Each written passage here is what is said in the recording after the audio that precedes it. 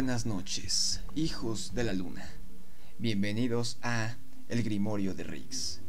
Feliz año nuevo primero que nada a todos ustedes.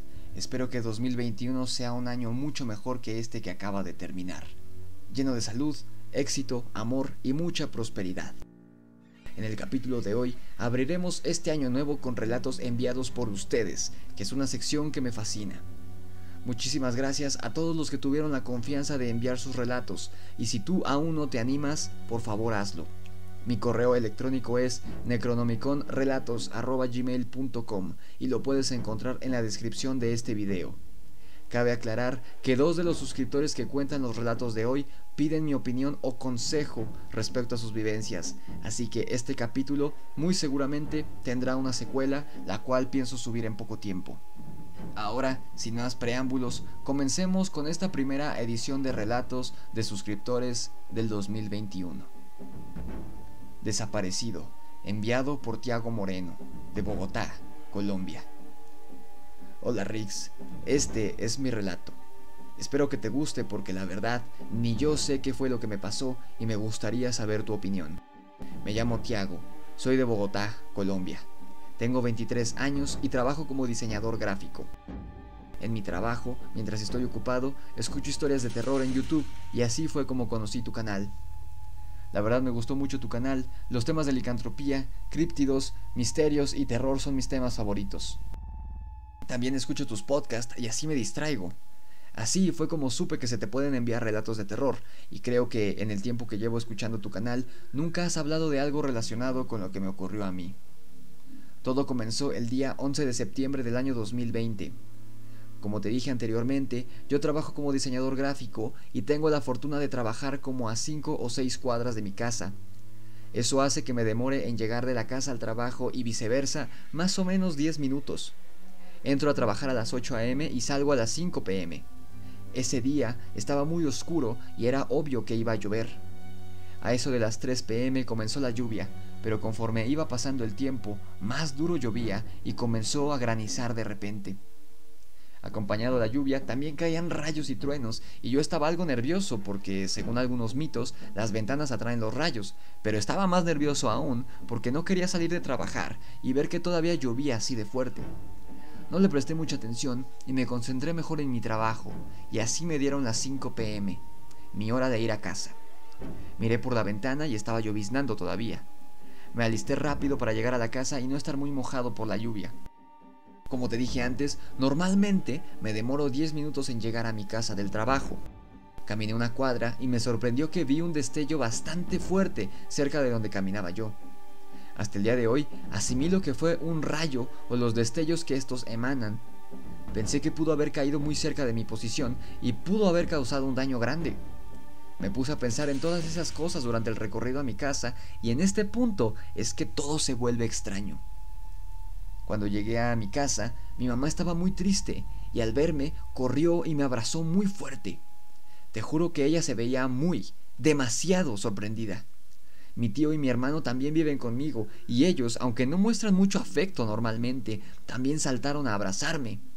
Por mi parte, yo la verdad estaba más que confundido. No sabía el porqué del comportamiento de mis familiares. Luego mi mamá gritó: «Gracias a Dios por traerlo de vuelta». Yo no sabía a qué se referían, ni mucho menos por qué actuaban así conmigo. Después de los abrazos, los tres, es decir, mi tío, mi mamá y mi hermano, me llenaron de preguntas sobre dónde había estado, que si estaba bien, que qué me había pasado. Yo entre risas les decía que trabajando y que ese día me había tocado turno completo, es decir, de 8 de la mañana a 5 de la tarde. Mi mamá se puso seria por mi tranquilidad y comenzó a hablarme en un tono de regaño, diciéndome que si me parecía muy bonito hacerla sentir así, y que no solo a ella, sino a toda mi familia. Te juro que aún escuchando a mi mamá hablándome así de fuerte, yo juré que era una broma de ellos o algo así, pero desde que entré a la casa no había podido cerrar la puerta por los abrazos, los cuestionamientos y todo eso, así que se quedó abierta todo ese rato, por lo que mis amigos que pasaban por ahí en ese momento también entraron a abrazarme y me preguntaron lo mismo que mi mamá, y ya ahí supe que algo estaba mal. Puse un tono firme en mi voz y traté de calmar a todos para que me dejaran hablar a mí.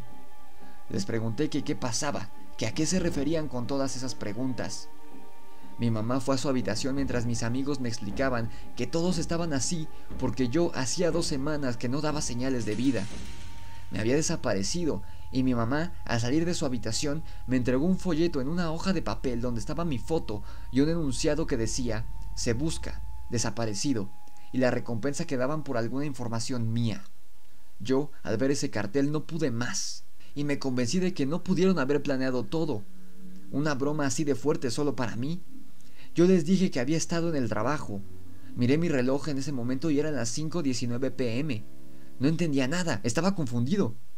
Calmé mi mente y me pregunté cómo para mí pudieron haber pasado casi 20 minutos y para el resto de personas 2 semanas. Mi mamá me dijo que la denuncia la habían puesto en la estación de policía. Aquí en Bogotá se le llama CAI, Centro de Atención Inmediata. Quería ir solo, sin compañía de nadie, para hablar con los policías. Quería tener un momento para asimilar todo mientras caminaba y tener alguna explicación, pero desafortunadamente, en esos días había pasado un caso de brutalidad policíaca contra un joven estudiante de Derecho, y aquel estudiante había muerto a causa de los golpes y choques eléctricos dados por estos policías. El punto es que la gente se levantó y comenzó a manifestarse en cada CAI de la ciudad. Creo que destruyeron 72 estaciones del CAI en el transcurso de algunos días, y justo en el que habían hecho la denuncia de mi supuesta desaparición también estaba destruido, y obvio el policía que había recibido la denuncia de mis familiares ya no trabajaba en esa estación de CAI. Quise preguntar por el policía que había hablado con mi mamá, pero los pocos policías que estaban cerca de las ruinas de este CAI no me daban información porque toda la sociedad estaba en su contra, así que guardaron silencio pensando que yo le quería hacer algo al policía. Según ellos, era por seguridad de la gente y no me dieron ninguna información. Volví a mi casa y ya había más personas de mi familia, amigos, vecinos y demás, todos demasiado sorprendidos.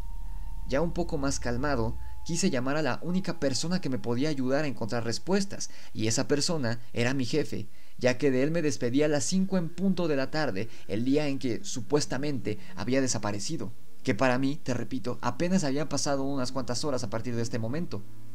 Lo llamé y sorprendido me dijo: ¿qué hubo? ¿Qué pasó? ¿Está bien? Y así supe que mi jefe estaba igual que el resto de la gente. Al terminar de hablar con él, colgué y me concentré en mi familia. Les expliqué todo. Les dije que yo a las 5 de la tarde en punto había salido de mi trabajo y solo me demoré 10 minutos, más o menos, pero lo que ellos me decían por fin cobró sentido cuando vi el calendario. Y efectivamente habían pasado 13 días desde el día que yo había salido del trabajo. Yo salí del trabajo, según yo, el día 11 de septiembre a las 5:01 p.m. y cuando llegué a casa, según mi reloj, eran las 5:19 p.m. Pero al mirar el calendario, marcaba el 24 de septiembre, no el 11.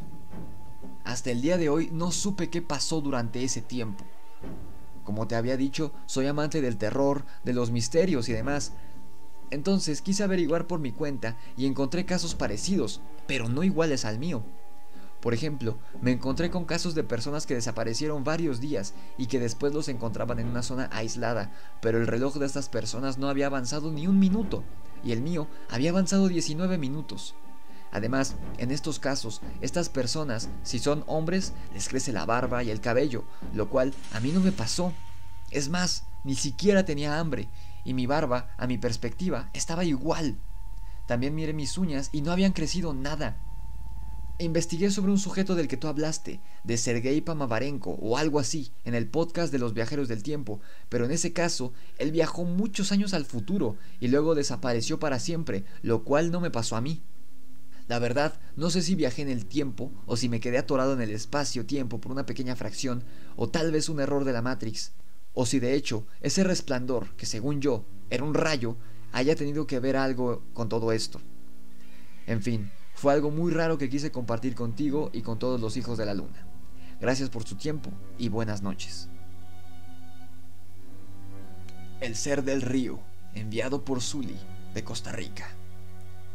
Hola, soy Zully, tengo 25 años y soy de Costa Rica, de la provincia de Limón. Lo que voy a contar es sobre un ser que me acompaña desde que yo tenía 9 años. Crecí en el campo y desde niña siempre me gustó la naturaleza, los animales y explorar. Hay bosque detrás de mi casa y también al frente. En ambos bosques hay ríos. Yo tenía 9 años y junto con mi hermano, un día que por la tarde nos acercamos mucho a la madriguera de un tejón, que ya sabíamos que vivía ahí y sabíamos que era peligroso acercarnos porque nos podía atacar, no nos dimos cuenta de lo cerca que estábamos hasta que escuchamos los gruñidos y antes de darme cuenta ya me estaba mordiendo la pierna ese animal. Mi hermano lo pateó hasta que me soltó y corrimos lejos del tejón, pero nos alejamos bastante de mi casa. Dejamos de correr al cruzar uno de los ríos y volteamos a ver si el tejón todavía nos seguía, pero no fue así. Nos calmamos un poco y vimos el mordisco que yo tenía cerca del tobillo de la pierna derecha. Fue hasta que lo vi que me empezó a doler y ya no quería caminar. Mi hermano me dijo que me sentara de ese lado del río, que él iría a decirle a mi madre para que un adulto viniera por mí, y se fue corriendo, pero rodeando la madriguera del tejón por si éste aún estaba por ahí. Mientras yo esperaba, metí mi pie herido en el agua del río, según yo para limpiarme la sangre. Apoyé mi otro pie en una piedra cercana y me quedé recostada en otra roca. No había pasado más de 5 minutos cuando escuché algo moverse entre las plantas del otro lado del río. Me asusté mucho porque creí que era el tejón. Me quedé lo más quieta posible y en eso vi asomarse de entre las raíces de un árbol una cabeza con lo que yo creí eran unos cuernos. Aquello era un animal que yo nunca había visto, pero era muy pequeño. Debió haber medido unos 15 centímetros de alto. Lentamente, ese ser se acercó más a la orilla del río y lo vi meterse en el agua y nadar en mi dirección. No supe qué hacer y me quedé inmóvil. No parecía agresivo, pero siempre me habían dicho que a los animales salvajes es mejor no asustarlos porque pueden atacar. Nadando, se acercó a mi pie y se puso a beber la sangre que salía de la herida. No me mordió, pero sí me estaba tocando. Me puso una patita encima y tenía 3 dedos muy largos, con uñas como de humano y un pulgar. Lamía directamente de la herida del mordisco que el tejón me había hecho, mientras yo lo miraba incrédula. Era de un color café oscuro, y lo que yo creí que eran cuernos, en realidad, me di cuenta ahora, eran sus orejas. Tenía extremidades demasiado largas para su cuerpo pequeño y una cola como de rata. Al cabo de un rato de estar lamiendo mi sangre, se subió a la piedra en la que tenía mi otro pie y estando en cuclillas empezó a relamerse la cara y las manos. Después se me quedó viendo directamente a los ojos mientras se acicalaba y luego de un salto cayó al lado de donde yo estaba sentada y se metió entre las plantas. Yo no me moví para nada hasta que oí cómo mi madre me llamaba. Llegaron mi hermano, mi madre y un tío. Este último me cargó hasta la casa. La herida no fue gran cosa, pero nos regañaron por acercarnos a la madriguera del tejón. Unos días después de este incidente, del cual no le hablé a nadie, durante la madrugada, escuché que daban golpecitos en mi ventana. Me asomé y vi que era el mismo ser que había visto en el río, que más que verse agresivo, se acostó afuera de la ventana y se relajó mientras veía hacia adentro de mi habitación. Esto mismo se repitió varias veces. Un día, mientras estaba en el jardín de mi casa, vi de nuevo a este ser salir de entre las plantas y quedarse a unos metros de mí, viéndome. Fui a la cocina y le traje un poco de pan, el cual él se llevó a la boca. Encuentros similares ocurrieron el resto del año, hasta que una noche me desperté y vi cómo un peluche se caía de donde estaba acomodado. Puse más atención y vi que era ese ser, que esta vez estaba dentro de mi cuarto. Corrí y le dije a mi madre que no me creyó y me mandó a dormir. Con el tiempo empezaron a pasar cosas extrañas dentro de mi casa y no solo a mí, sino a todos los demás. Las cosas se movían del lugar, objetos se caían durante la noche, otros más desaparecían y luego se les encontraba fuera de la casa. Mi hermano se empezó a quejar de que algo le jalaba el pelo durante la noche. Mi otro hermano sentía cómo algo se subía a su cama y le caminaba por encima. A mí también me jalaban el pelo. Una vez le conté todo esto a un vecino que decía vivir cosas similares y él me dijo que en mi casa había un duende y que era el duende quien hacía todas esas cosas. Estos sucesos siguen ocurriendo. Actualmente ya no vivo en esa casa y lo más curioso es que mi madre y mis hermanos afirman que solo les vuelven a pasar esas cosas cuando se quedan en la misma casa que yo, mientras que para mí ya son cosas normales. Ya no me asusto ni me preocupa. De igual forma de que mis cosas se mueven del lugar o desaparecen por algún tiempo, también aparecen objetos nuevos. Hace algunos años un amigo se quedó unos días en mi apartamento y le jalaron el cabello. Lo tocaron mientras dormía y presenció que los objetos cambiaban de lugar sin explicación. En ese momento me dijo que había un duende en la casa. Yo le conté toda esa historia y me dijo que el ser del río había sido un duende y que se ligó a mí por mi sangre, ya que yo lo alimenté, y que debía de ser agradecida con este duende, ya que solo hacía pequeñas bromas y nunca me había hecho daño alguno. Yo investigué un poco sobre duendes y sí me han pasado muchas de las cosas que se supone significan que un duende vive conmigo, pero no he encontrado una descripción que se parezca al ser que yo vi en todas esas ocasiones. Después de la investigación sobre duendes que hice, empecé a hacerle regalos, únicamente de licores. Para mi sorpresa, no solo se vacían las botellitas, sino que en mi apartamento han aparecido joyas que no son mías, varias cadenas de oro y unos cuantos anillos de oro. Mi familia no cree en los duendes y dicen que debe ser algún ser maligno al que yo le di permiso de entrar y que se alimenta de mí. Otros me han dicho que es un fantasma que por alguna razón me sigue, pero nadie niega los extraños sucesos, ya que basta con que pasen unas 3 noches en mi apartamento para que vivan algún hecho inexplicable. Me gustaría saber qué piensas, Rix, si el ser del río es el mismo que aún vive conmigo, o si es otro ser el que provoca esos extraños sucesos a mi alrededor.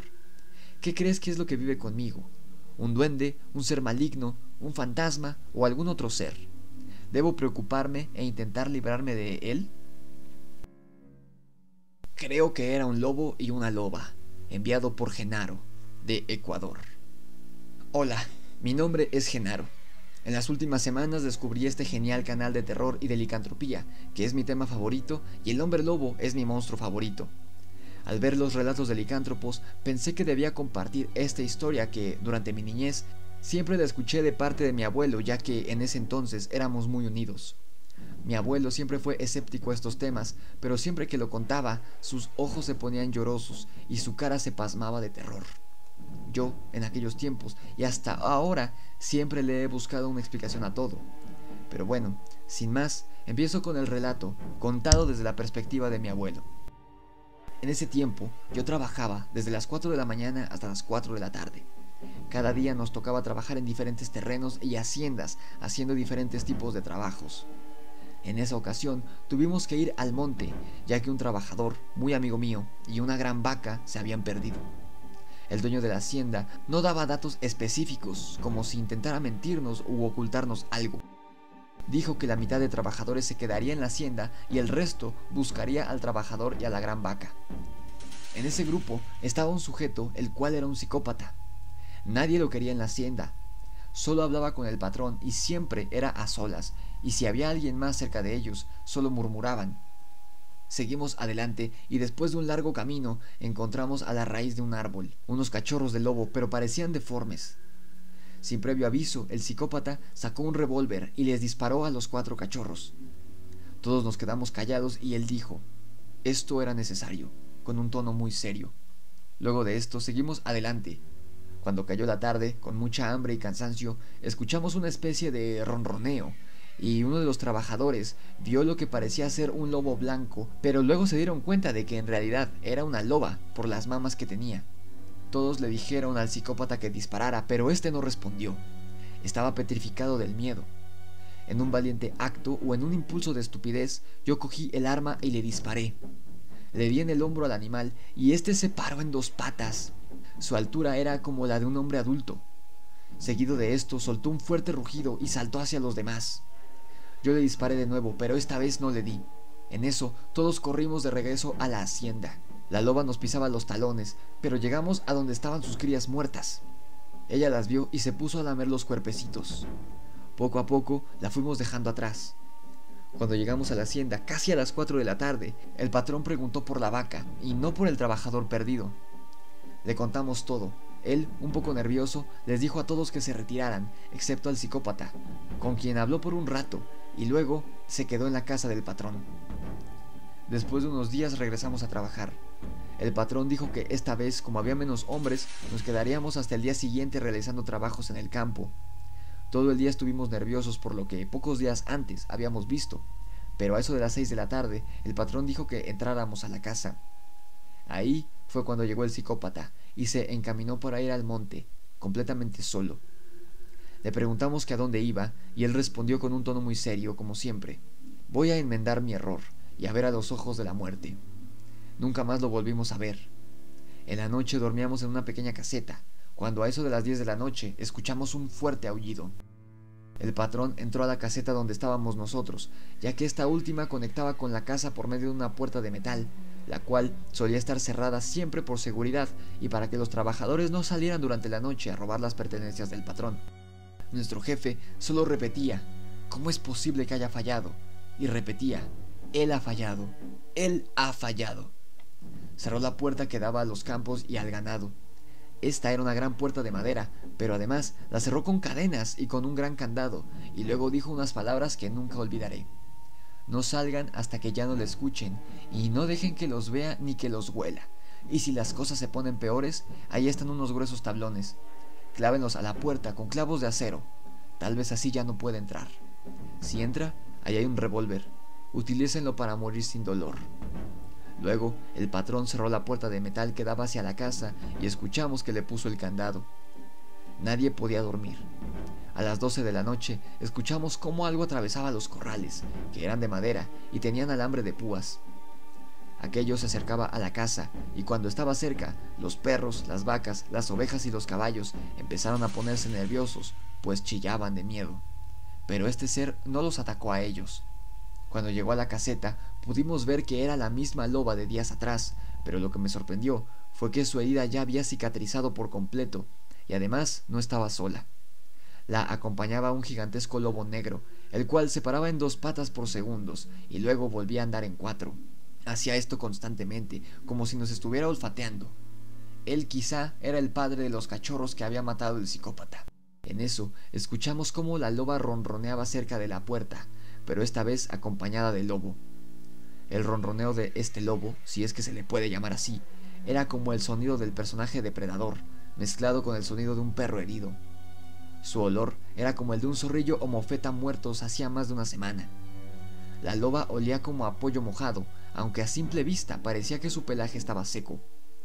Ahí fue cuando soltó ese aullido que nunca en mi vida olvidaré. Después quiso entrar y recordamos lo que había dicho el patrón. Clavamos las tablas, pero intentó entrar por la única ventana que había, la cual no era tan grande, pero logró meter su pata. Uno de los trabajadores le disparó en esa pata. Yo le quité el revólver y le disparé a la puerta de metal, y con la ayuda de un fierro abrí la puerta, y todos desesperados entraron. Cuando la cerrábamos, escuchamos cómo la puerta de madera se cayó, y esas 2 cosas entraron a la casa. La cerramos atrancándola con un grueso fierro. La mayoría de trabajadores corrieron hacia afuera, pero como el patrón había cerrado la puerta luego de la salida de los trabajadores, no pudieron salir. Se quedaron encerrados. Fuimos a ver desde el 2.º piso y yo vi a esos trabajadores, a mis amigos, agonizantes, pero los lobos no se los comían, sino que solo los atacaban. Solo uno sobrevivió y no volvió a hablar jamás después de eso, y su cara se quedó permanentemente en una mueca de terror. Ya al amanecer, los lobos se marcharon, pero antes de irse, el lobo me vio directamente a los ojos. Esos ojos rojos nunca los olvidaré. Al llegar a casa, no le conté nada a nadie, pero me enfermé por un mes entero y no podía dormir. Me tomó varios meses el volver a trabajar.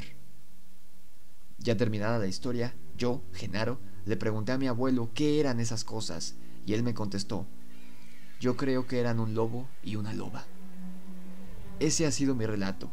Algo curioso es que la plata no les afectaba a estos lobos gigantes, porque mi abuelo me contó también que habían encontrado un collar de plata que le pertenecía a uno de los trabajadores y estaba mordisqueado y casi roto.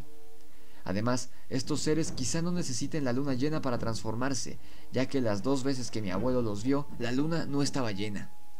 Antes de terminar esto, dejo una imagen de cómo eran estos seres, según las descripciones que me dio mi abuelo.